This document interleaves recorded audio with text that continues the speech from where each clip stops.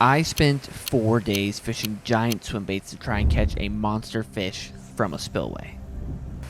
I spent hundreds of dollars, walked miles upon miles, and fished in the middle of a tropical storm, just for this moment. Oh, it finally freaking happened. Right now, a tropical storm is bearing down on Florida. The bulk of it is up in North Florida, and down where I'm fishing today in the southern part, we're getting some of the southernmost bands of the storm wrapping around. And I thought, why not go see if the fish are chewing during the middle of a storm? So we're gonna be trying to catch some giant snook, giant largemouth, and big tarpon, all on a land-based mission. We're gonna be throwing giant swim baits basically in the middle of a hurricane today. Why are spillways such amazing fishing spots? Well, there's a few reasons. When the water is pumping out of a spillway, it creates oxygen and cooler water temperatures, which in a slow, stagnant canal during the summer in Florida, it just can't be passed up by a fish. But more importantly, the spillway is a conveyor belt of food. Snook and tarpon love to swim into fresh water for easy meals, and instead of searching miles upon miles of river hunting bluegill, they can sit in front of a spillway and have whatever fish is unlucky enough to go whitewater rafting delivered right down their gullet. Better conditions and easier hunting. It's as simple as that. And lots of rain from a tropical storm means more moving water. Whew. One bite here at the spillway. Seemed like a decent fish pretty quickly. A lot of people have had to come through and out, in and out, and fish the spillway alongside me, but no one's caught anything, so we need to make a move. We got big fish to catch on some big baits.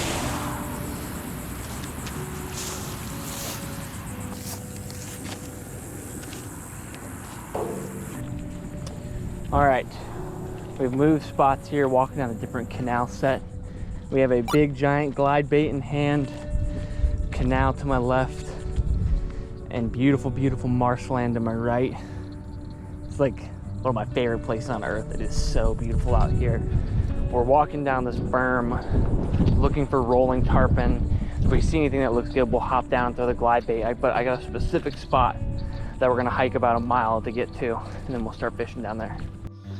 These marshes in Florida are technically the headwaters to many of our brackish water river systems.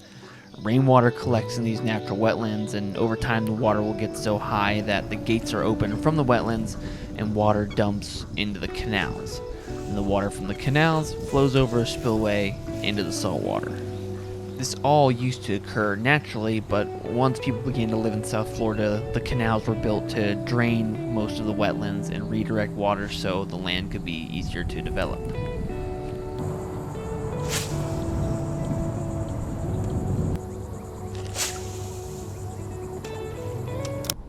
What the hell? There's like yellow braided fishing line everywhere right here. I didn't even notice it until my feet got wrapped in it. Dude, I cannot believe how much braid I just found on the ground right here. I don't know who needs to hear this, like why anyone should need to hear this. Like if you fish, don't leave fishing line anywhere. It's literally just like the biggest killer to animals ever.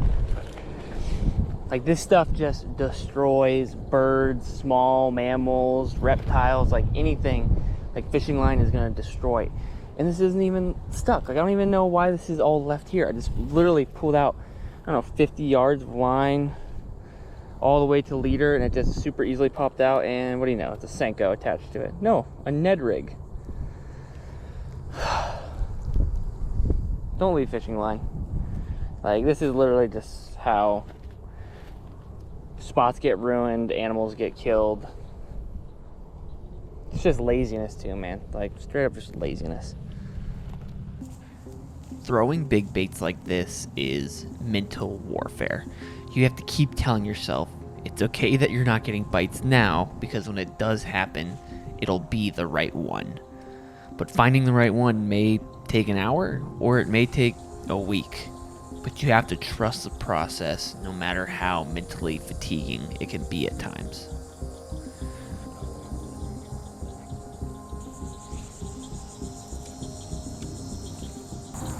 I guess that's part of trying to fish in the middle of a tropical storm, is that some storms might catch up to you here. We gotta get hightailing before we get caught up in a thunderstorm far away from the car.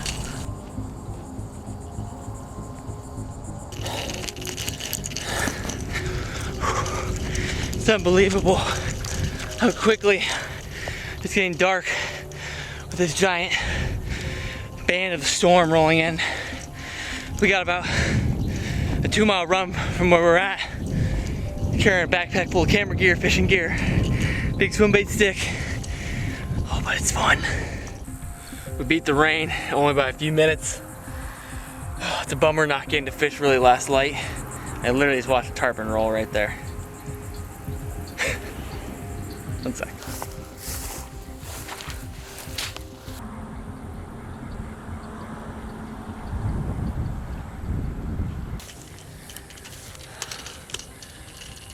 The adventure continues tomorrow. Day 2. This was the breaking point. I fished proven spots. I used different baits that I have a ton of confidence in, but nothing was working.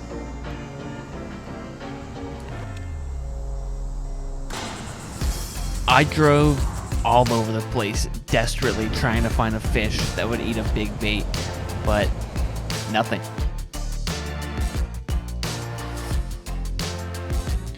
After fishing all morning without even a bite, I was really starting to get nervous that this wasn't going to work.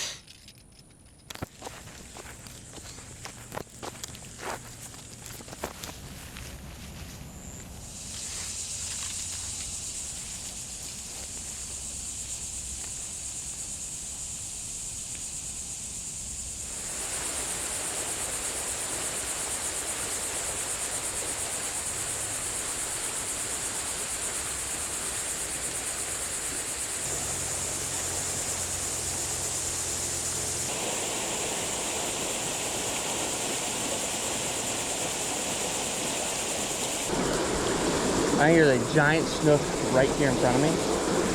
No joke.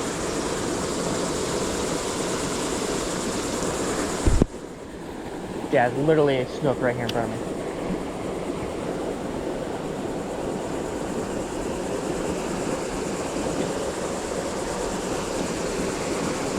Cheers. Like, that's a big fish.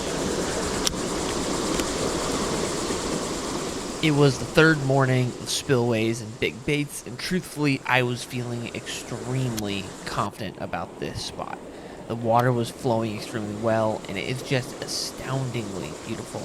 I'm in the middle of nowhere, and all of a sudden, I hear a whistle come from above. Oh my gosh! I was gonna tell you, you got a fish on. Thanks. It had finally happened. I had a giant try to use swim bait, and I missed it. I just wanted to give you a heads up. I didn't want to scare you. Yeah, thanks. I appreciate that. Sorry about the fish. It's all good. I'm not gonna lie, I was a little pissed at first, but it's not this guy's fault. It was just bad timing and a spastic reaction from myself trying to set the hook. But there goes my first real chance, and it was a giant, pushing close to 40 inches. The guy was super nice. We ended up having a really nice conversation before he rode off, but here was again, back at square one. Anyways, I'll get out of here. I'm sure I messed you up. No, you're all good. You're just allowed to be here as I am, you know? What is wrong with me? I'm not gonna lie. There are times when I feel comically unlucky, and that was one of them. I'm out in the middle of nowhere, essentially, and some guy just rode up on his bike, and he was super kind. But when he pulled up, he tried to whistle to be like, hey, just didn't want to scare you that I'm up here behind you smoking a cigarette or whatever. And as he whistles, I turn my head around and look up, and the second I turn my head, I hear a boom, and my bluegill was just floating at my feet in front of me like this. And I look down, and legitimately probably a 38, just under 40-inch snook goes and blew it out of the water like that. And I go to set the hook, and I missed him because I just was already looking over here, look down. Just seems about right. We're gonna try a different bait and hop back down the ditch here and keep throwing, but there is fish around.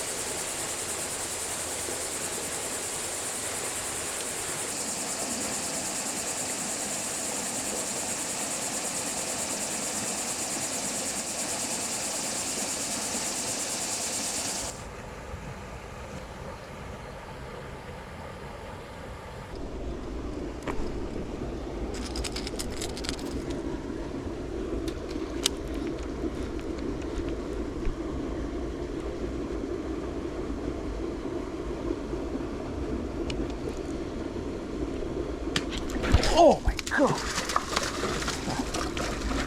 Holy cow, I never even saw that snook. Whew. Big fat snook, it looks like, man.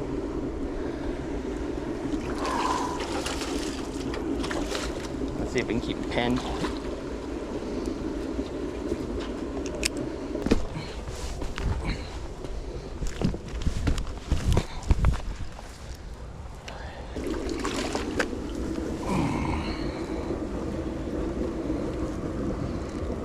Beautiful studly fat snook right there. Fat snook are a smaller subspecies of snook that don't get nearly as big. World record's only 10 pounds. So this is a decent one right here, and we're miles and miles from the ocean, fishing, kind of concrete, hidden out in the woods.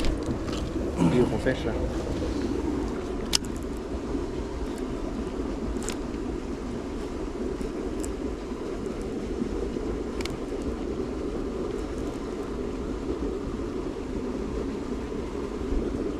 I don't know what it is, but I've had multiple fish just try to eat that right there.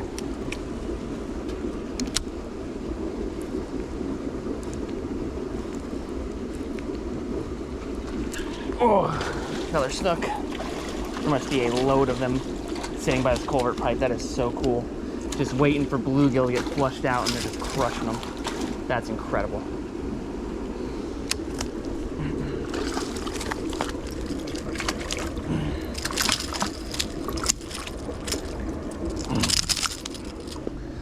Another beautiful fat snook. I mean, the other one was actually kind of a tank. This is a more typical size one. I feel like you see a lot of times in these small backwater canals and rivers and stuff, but really cool fish. And you can see they have a much bigger eye than a common snook, and they, to me, they almost look like a largemouth bass with a snook scale pattern on top of it. They're a lot rounder, a lot fatter, chunkier, more compact fish.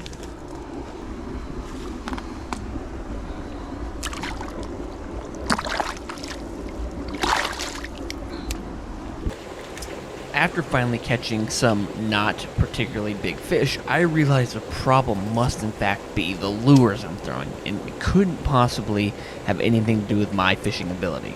I'm not gonna lie, I just spent about like $500 at Dick's Sporting Goods on lures. Some really, really crazy big stuff right here. I'll be honest, I'm not really sure how to feel right now. I actually feel a lot of anxiety and nerves because this has changed from like hopping around, having lots of fun, to now being terrified to lose a $90 bait. This is a 6-cent draw. It is a 9-inch glide bait. I think this is the most, ow, that hook is so sharp. Most expensive bait that I bought, and I bought 2 of them. Maybe some other stuff we're gonna throw, but you know, when you're throwing a $19 bait, even that's a lot of money when it comes to lures. You think, oh, well, if I lose it, it is what it is. Or you're throwing soft plastics that are literally $8 for a pack of 10. You don't think about it that much. When you have one bait and it costs $90, things change a little bit. But we're gonna see if we can catch a giant throwing it, I suppose.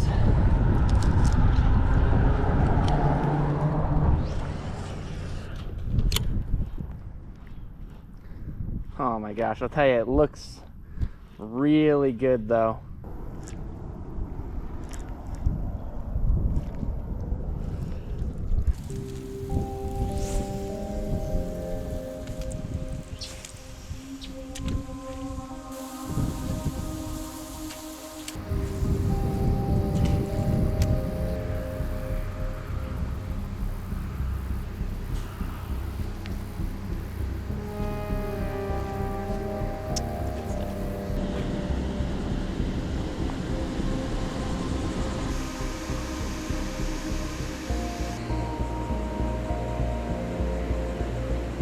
I have a good feeling about this, man. Really good feeling. Got water flow, got a big giant heavy glide.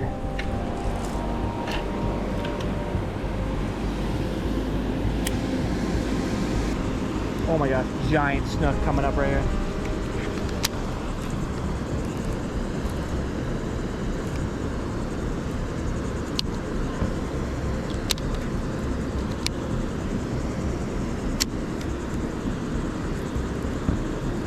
That was a giant snook. He swam right along the rocks.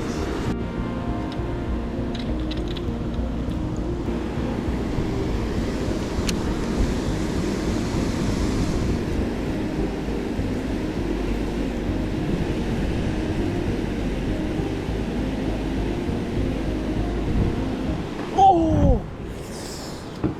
Giant. Just follow this glide bait up all the way up to my feet. Oh! That's twice in a row he's tried to eat it right there.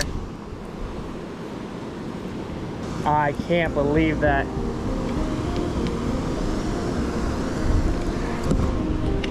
Crazy. I've thrown 3 different lures and I just put on the biggest thing that I had, and that was the first or second cast with this. That's crazy.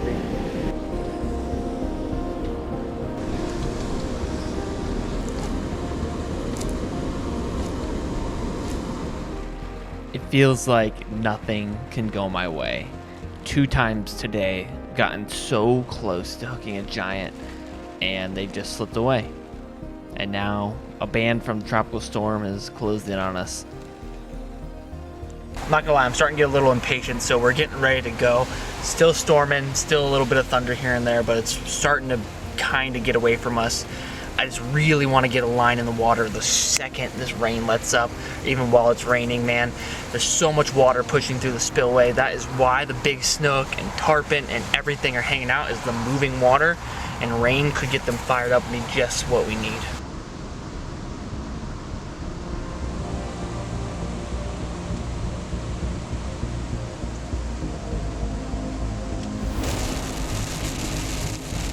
Whew. All right, we're at spot number 10,000. Have no idea. All of a sudden, just like stricken with exhaustion. We've been fishing very hard the past couple of days, and haven't quite had that big fish payoff yet. But we'll keep grinding. The mosquito just flew directly into my ear canal.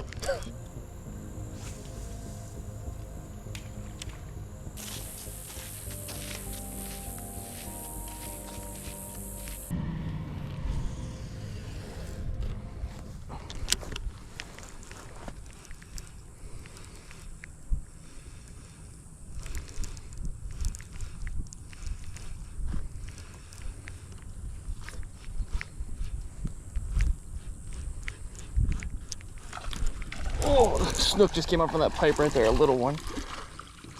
No, largie. No, what do you know? Very long, skinny largemouth. Give him a nice, gentle flap. Shot right up from that pipe.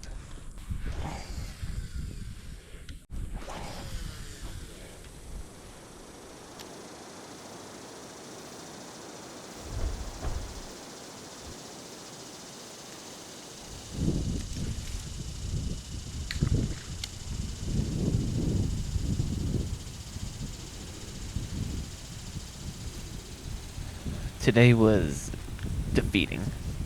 I came so close 2 separate times to catching our spillway giant, but they eluded me. And unfortunately, tomorrow is my last day, or we have to pull the plug on this idea. But all we can do is try. And tomorrow, we'll try damn hard.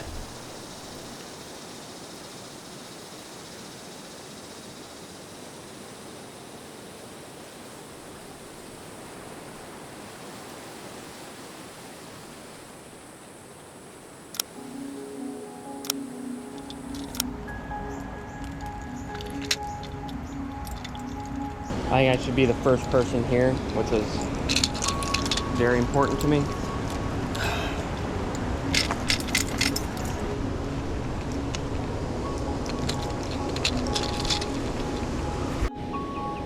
Big giants coming up right here.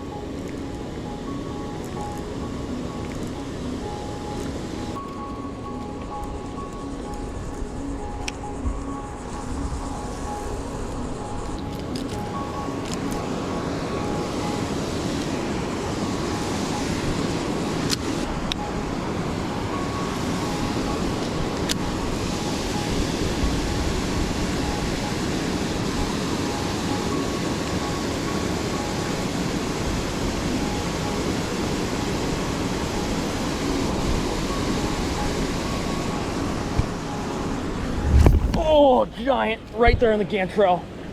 Oh, no freaking way. Just skipping the gantrel around the... Oh, it finally freaking happened. I'm trying to figure out what to do because I can't land this fish from up here. I need to get down to the rocks. He's trying to get his head down. Not a monster, but it's a very, very big fish, like overslot fish. Pretty sure. Okay, we're gonna have to do something a little risky here. Oh. Okay, he's just holding down in the current right now. I just gotta make sure he doesn't get on anything. He's diving. This is a strong fish. Whew. I can't believe it finally freaking happened. We're gonna do something really risky here, but I need to get down to the rocks beneath me because I can't land this fish from up here. So we're gonna like super high stick.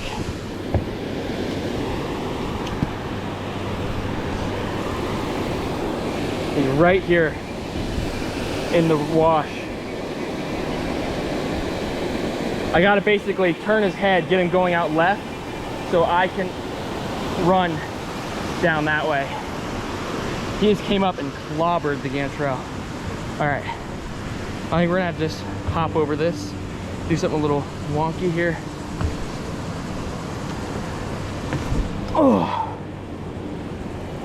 okay. This is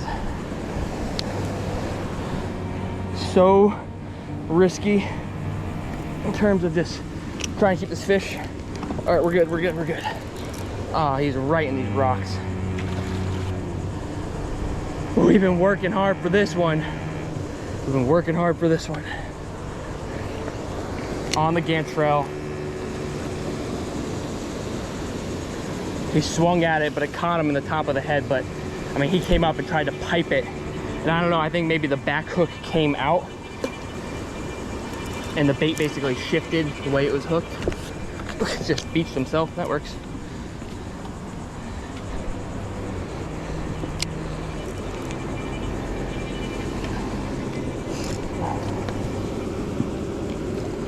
We got one.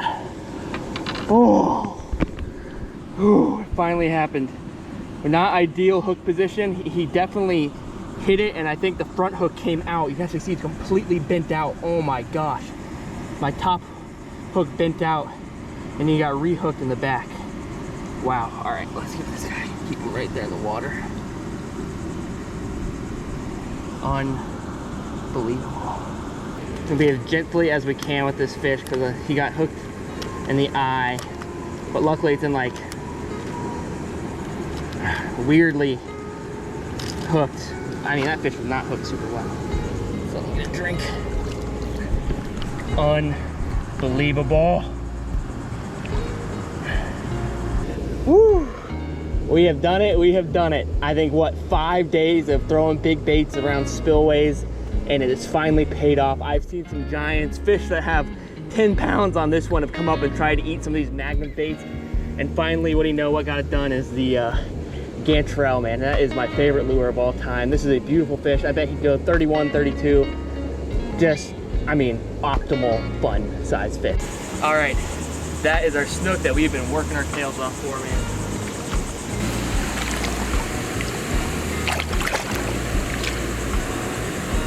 Beautiful fish.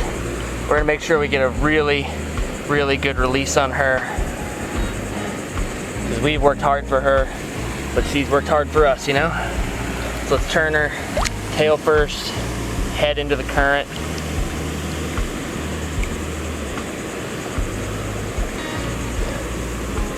We're gonna let her take her time. It's hot, it's summertime.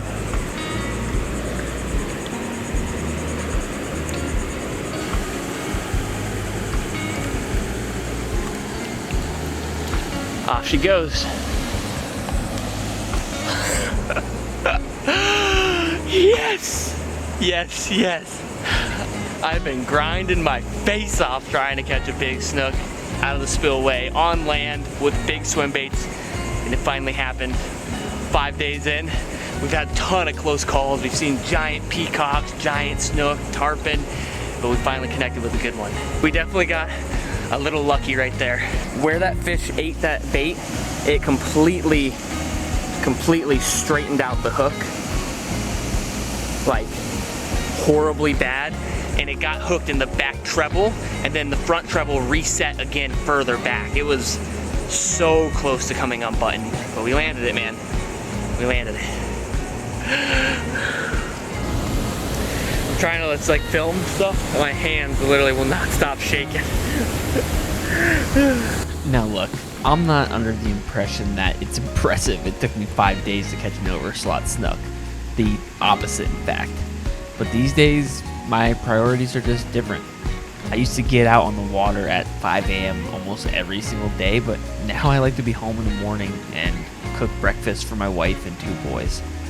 I was literally fishing this specific spillway because it's close to my gym, so I could go work out when the fishing got slow. I still love absolute die-hard fishing sends, but there's something super rewarding about fitting some fishing into everyday life, because I know that's what it looks like for a lot of you watching. This was humbling and rewarding and made me realize life's all about perseverance.